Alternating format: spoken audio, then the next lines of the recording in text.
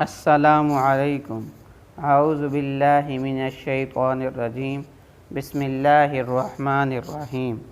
حضور اقدس صلی اللہ علیہ وسلم کا ارشاد ہے کہ جس شخص کے لیے کوئی واقع مجبوری حج سے مانع نہ ہو، ظالم بادشاہ کی طرف سے روک نہ ہو، یا ایسا شدید مرض نہ ہو جو حج سے روک دے، پھر وہ بغیر حج کیے مر جائے، تو اس کو اختیار ہے کہ چاہے یہودی ہو کر مرے یا نصرانی مرے۔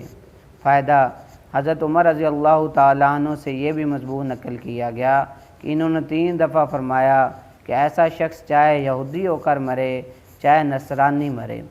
دوسری حدیث میں حضرت عمر رضی اللہ تعالیٰ عنہ سے یہ نقل کیا گیا کہ جو شخص حج کی طاقت رکھتا ہو اور حج نہ کرے، قسم کھا کر کہہ دو کہ وہ نصرانی مرا ہے یا یہودی مرا ہے۔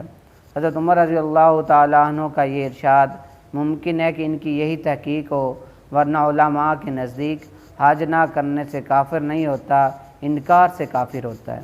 ایک اور حدیث میں ہے، حضرت عمر رضی اللہ تعالیٰ عنہ سے نقل کیا گیا کہ میرا دل چاہتا ہے کہ تمام شہروں میں اعلان کرا دوں، جو شخص باوجود قدرت کے حج نہ کرے، اس پر جزیہ مقرر کر دیا جائے۔ یہ مسلمان نہیں۔ جزیہ کافروں پر مقرر کیا جاتا ہے، مسلمانوں پر جزیہ نہیں ہوتا۔